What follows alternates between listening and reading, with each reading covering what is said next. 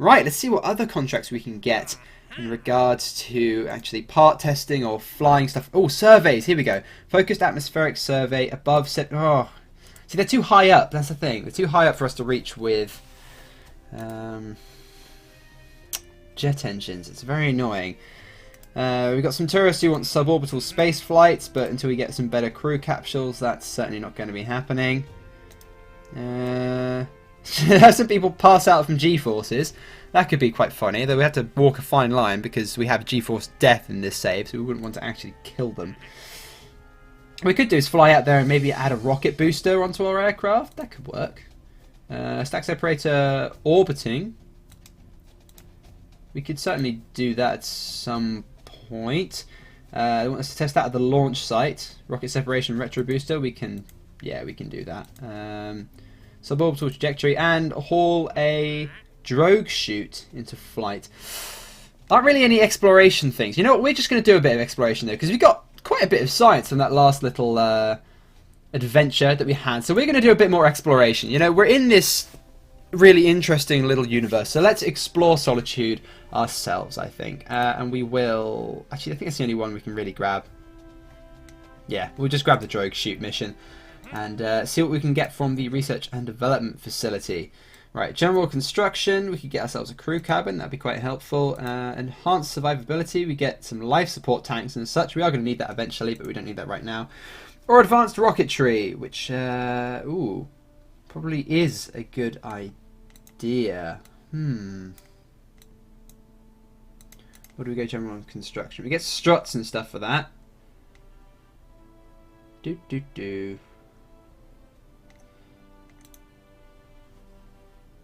Yeah, I'm going to complete each tier at a time, so no beelining for specific text. So we'll go for advanced rocketry, and let's head out on another mission. So we gear up the Robin 1 for a little trip across the lonely ocean. We're going to travel across the little ocean to the north and have a look at the highlands beyond, because there are some truly beautiful sights to behold, and of course lots of very sweet and delicious science for us to gain. You'd have thought that, you know, after living on this planet for a couple of hundred, if not thousands of years at this point, we'd have actually turned a thermometer on at some point, but apparently not. So there's some new research data to get our hands on. I guess taking scientific readings would kind of be a priority when you're terraforming the planet. Let's not think too hard about that. So of course we have our beautiful sunset, permanent sunset, just to our right as we cruise gently across the ocean. Truly a sight to behold. And then we reach the land beyond, have a little look around inside our cockpit, get a nice little view, and now it's time to head over to whatever looks interesting enough for our time. I was literally just flying around, grabbing a bit of scientific data, saying, oh, what looks cool to land on? And then I spot a mountain, and I spot a challenge. So we're going to head towards that mountain. And of course, Ted wants to be the first Kerbal to climb to the top, plant a flag, and call himself the conqueror of Mount Keverest, perhaps? I don't know. There is actually a biome on Solitude which is the summit, so I assume that you can actually get science data from the top of at least one of the mountains on Solitude. We're probably never going to explore the nighttime side of Solitude. I mean, you can't see it because it's nighttime, and it's permanently nighttime, so you know, it's a bit of a shame in that respect, but hey, we've still got half a planet that we can explore to our heart's content. And so as such, we are gliding down towards the mountain. However, I kind of messed this up. I wanted to come to a stop with our parachute just on the edge there and then climb up to the top, but we pulled the parachute a little late and we flipped down the hill.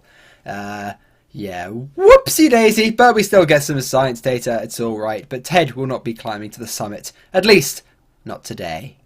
Our limiting factor here is funds by a long way, and I realise this series is actually going to get quite dull because at 60% fund rewards we just can't do anything. We need to upgrade a lot of our facilities, such as the tracking station and the administration building, to unlock a lot of the cool stuff that our mods are going to provide.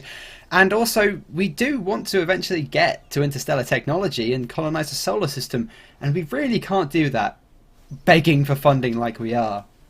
So there has suddenly been a wave of popular support for the new space program, and as such, we're having 100% funds rewards. We're still having 60% science rewards and 60% reputation rewards. All the difficulty settings are the same, but really, like having it 60% funds, it was killing. It's really killing the space program. With the funds, the amount of funds we were getting from contracts being just completely negligible, it really would have got quite dull. So we've stepped the funds up to 100%, but the science and everything else is still going to remain at 60%, okay, just so that we can do the cool stuff that we want to do. So right now, as I stated, we're pretty much desperate for funds. We can't do anything cool like go to either of our moons before we've researched them through the observatory, and for that we need 300,000 funds to upgrade the tracking station. So what we're going to do this episode is take some very wealthy tourists on some very, very expensive holidays. People did tell me how to actually purchase the parts individually. But yeah, we'll purchase them as we need them. But there we go. With the science we got from exploring the area around the KSP, we've managed to unlock some crew cabins, and as such, we're going to try and get ourselves some more interesting contracts. We have 3 surveys actually. I assume, yeah, they're still just way too high up for us to do with our current aircraft technology. However, we have got some tourists who want to go on a suborbital space flight of Solitude. Oh, this one wants to go in orbit around Solitude as well. And it pays rather well. So I think that is exactly what we're going to do. I don't know about a high G adventure. I don't know if we can make them pass out or not. But yeah, I'm not entirely sure how to do that. Maybe we should build some kind of centrifuge. That'd be kind of fun. Test a liquid fuel engine and land it. It's flight over Solitude. Could do that. Splashdown. Retro booster in flight. We could do that. That'd give us a decent amount of funds actually. Or we could do a stack separator in flight. We could just attach a stack separator to the side of the rocket, couldn't we? That pays quite well. So yeah, we'll stick a stack separator on the side of our rocket and we'll launch it at the right time. And there we go. Right, let's build ourselves a tourist rocket. And as such, the Plutus 1 takes off from the launch pad, leaning very slightly to the right because it has kind of got a separator stuck onto it. But we get to the correct speed and altitude, and then we decouple it, and we complete yet another contract. Now, you're probably thinking that it is very, very early on in the space program to be sending tourists into space, and that is true. But we are absolutely strapped for funding. This whole episode is practically dedicated to just getting some funds together, just the last few coppers, because we're just almost bankrupt, actually. The amount of funding for this space program is absolutely minimal. Hence why we did actually increase the amount of funds we were getting, but that is yet to make much of an impact. So yes, we are sending some tourists into space because, of course, as I said, Kerbalkind is not united behind this venture of exploring space to find ourselves a new home. However, Kerbal's, well, you know, every Kerbal enjoys flying out to space and having a look at the view. So they're perfectly willing to pay for that, but not willing to put funding just straight into scientific research. And as such, we're taking 2 very wealthy, if very cynical, Kerbals up into orbit. We do it by the skin of our teeth. Once more, this one really was by the skin of our teeth. The force of the decoupler was what managed to give us enough velocity to get back into the atmosphere after boosting up. But we do give our tourists some lovely sights to behold. We actually fly over a city in the night side of Solitude. Surely the skin of the Kerbals on the night side is going to be a lot lighter than the skin of the Kerbals on the other side, because, well, the Kerbals on the other side are in permanent daylight, so they're going to get a hell of a tan, whereas the ones on this side might be a bit paler. I don't know. Surely that would create some kind of well, I'm not saying racial differences, but it would create some differences between the sort of Kerbalkind that lives in permanent night and the Kerbalkind that lives in permanent day. That definitely have some certainly some atmospheric effects as well. But now we just need to focus on not killing our tourists as we return them. The capsule does wobble a bit, but we just about managed to keep the heat shield pointed along our velocity vector, and as such, the Kerbals will not be burning up today, and our re-entry isn't too spectacular. We do see sort of a sunset. I mean, the sun isn't setting, we're just descending over a very dark part of the lonely ocean, which we flew over earlier, just as we see the sun disappear in the distance. The sun is called Archangel now, though. I should probably remember to keep calling it that. So we're still actually pretty strapped for cash. However, we've got 3 contracts in a row which require us to make some VIPs pass out from G-forces. These tourists have certainly got some interesting ideas of fun, but I'm pretty sure that without too much effort we can knock up some kind of a machine to generate some pretty insane G-forces. So that's what we are going to do. These tourists are certainly into some strange things, but hey, they're paying customers, so who are we to judge? This is the centrifuge we've come up with. We've got Ted in the middle controlling it, and then we've got our 2 slightly crazy tourists sitting in the Mark 1 cockpit on either side. I think without any further ado, let's get this thing going. Here they go. Faster and faster. We'll slowly increase the G-force. We're faster. Faster.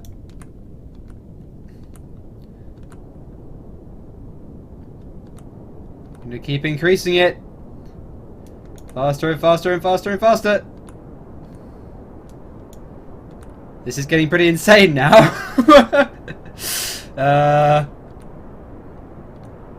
Getting to some pretty ridiculous G-forces, and they're out of fuel.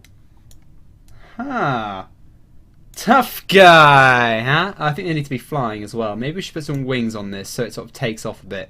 So apparently the G-forces that they experience in a centrifuge just aren't counted.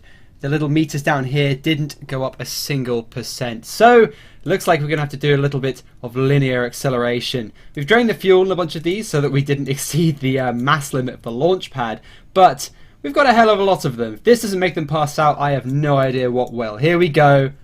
Boom! Yeah, no, that made them pass out. Oh, wonderful. Absolutely wonderful.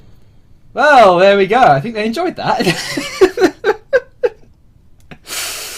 Oh, you crazy tourists. Alright, let's get those parachutes extended. We need to make sure that we had a probe on here in case they didn't regain consciousness. Yikes. So that was quite funny, wasn't it? Right, okay, let's time warp and get them back down to the surface. Hopefully that won't destroy the launch pad.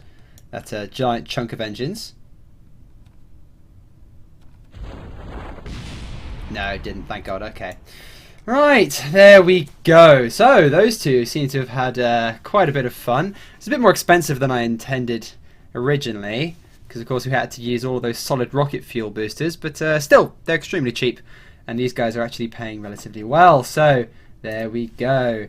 2 tourists on a high G adventure, and lots of money. And we've actually got another 2 tourists that want to pass out from high G, so we can actually use the same craft twice. And here we go, our second pair of insane tourists. Yep. That is funny. I don't know, it's just the weirdest contract. People paying to pass out from acceleration. Yikes. You have some fun, guys? Yeah, I'm sure they did. Just a short little rocket launch up into the sky. They pay a few £1,000 for it. Fair enough, you know, if they're mad enough, then we're certainly broke enough to let them pay for it. Probably wondering why there are tourists when the world was ending. As I said, not everyone seems to really have accepted the fact that the world's ending. A lot of people have just sort of decided, you know what, the world's ending, we might as well just enjoy the time that we have left. Many people don't have much faith in the space program, and after the hardship that they endured to make this planet habitable, they don't really want to head out to space once again. We are having to beg for funding, but, you know, beg or not, we are going to save Kerbalkind, whether or not, you know, certain conspiracy theorists seem to believe that the expansion of Kerbol itself isn't even real. Anyway, let's get these guys back down to the ground, and we shall certainly, even though these guys paid a lot of money to do something completely pointless, we shall invest that money in something which is very much not. And so the Robin 3 takes to the skies. With a Weasley jet engine this time, much more powerful than those little Juno engines we were using before. We actually have this engine because we're being paid to test it for a contract, which does unfortunately mean we won't be able to use it again until we've researched it for ourselves. However, we've put some interesting design changes into the Robin. It now has swept wings and some rather funky looking elevators at the back, which now allow it to go through the sound barrier. Ted is almost certainly listening to some Kenny Loggins right now, as he is, of course, the top Kerbal. The fastest Kerbal alive, if you don't count Katrina flying at a couple of, well, kilometers per second to get into orbit of Solitude. A few people have actually pointed out that, oh, it's unfair that you're starting at 3 kilometers up and you're on a lower gravity world. Solitude is actually tweaked, so the delta V to orbit is identical to Kerbin. Solitude does have weaker gravity, but it also has a 33% larger radius, and although you do start 3 kilometers up, the atmosphere is tweaked so that the atmosphere curve is still exactly the same. After checking some of the biomes in Science Here and Now, though, we realised that we haven't actually landed and done some experiments in the marshlands yet, so we try to pull out of our supersonic flight, but this aircraft still needs a bit of work, so we can't generate enough lift to pull the nose up, so we pull our emergency parachute, and unfortunately we overshoot the marshlands.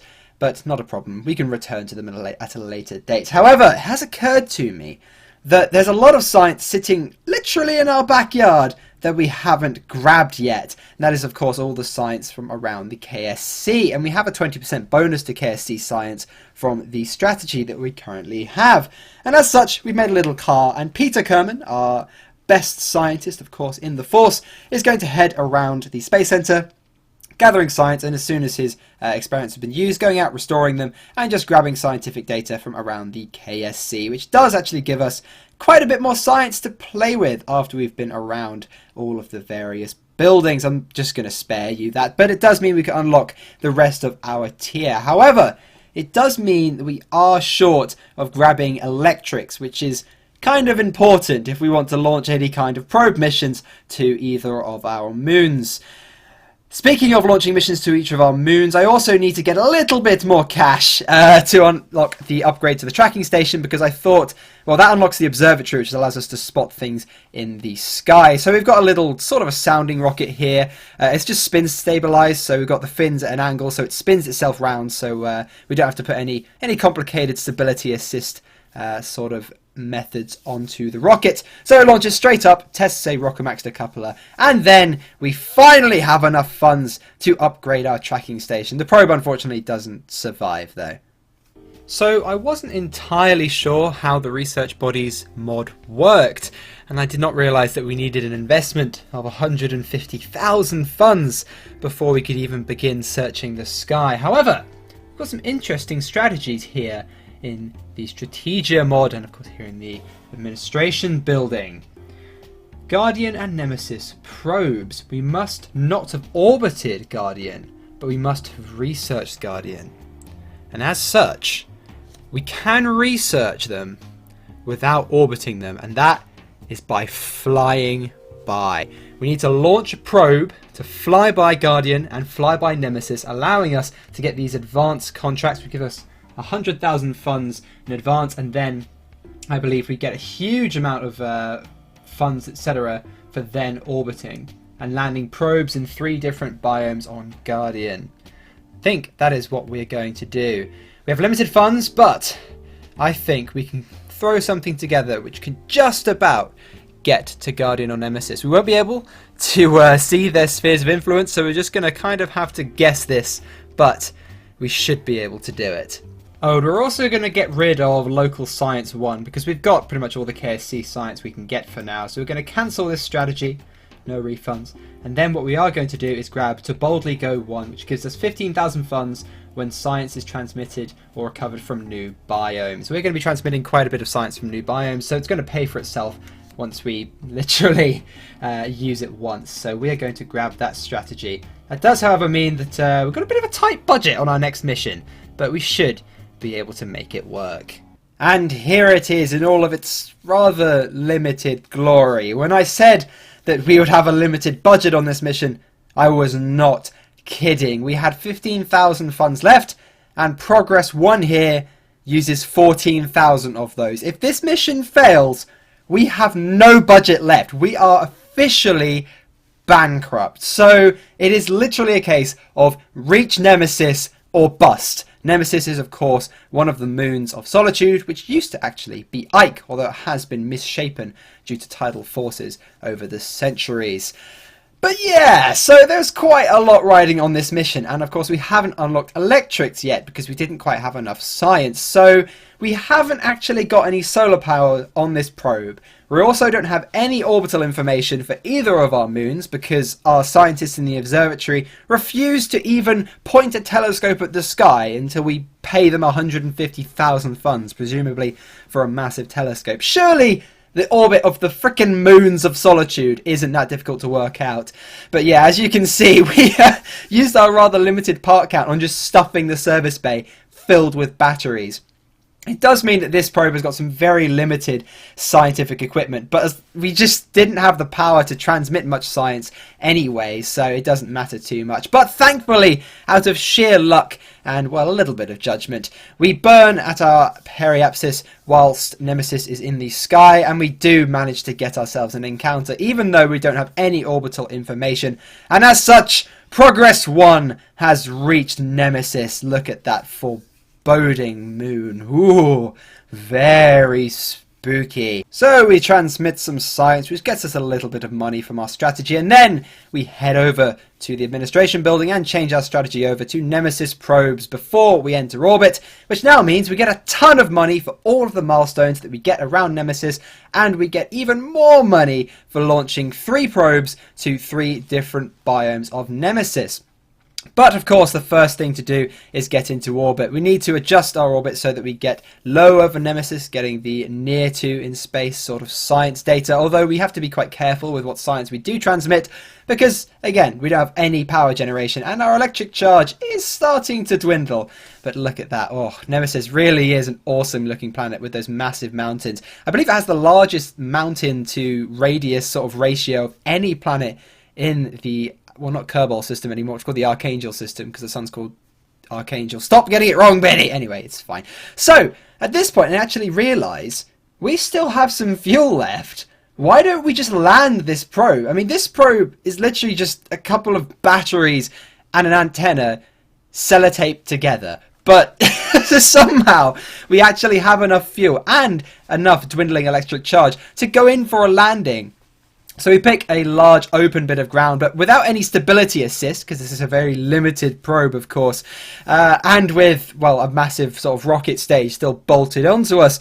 Landing is a bit of a difficult proposition. Our fuel is beginning to dwindle, but I sort of get my composure back, and very carefully we bring her down to the ground, and very, very gently slam into the surface, and promptly smash our antenna immediately. So even though we landed, we can't transmit any scientific data, which is a shame. But with the science and funding that we got from that rather last-ditch effort to get to Nemesis, we have saved the space program, and we can finally unlock electrics, which gives us solar panels, allowing us to generate power on future missions. We can, of course, upgrade the mission control building and the launch pad as well. The space program is truly saved.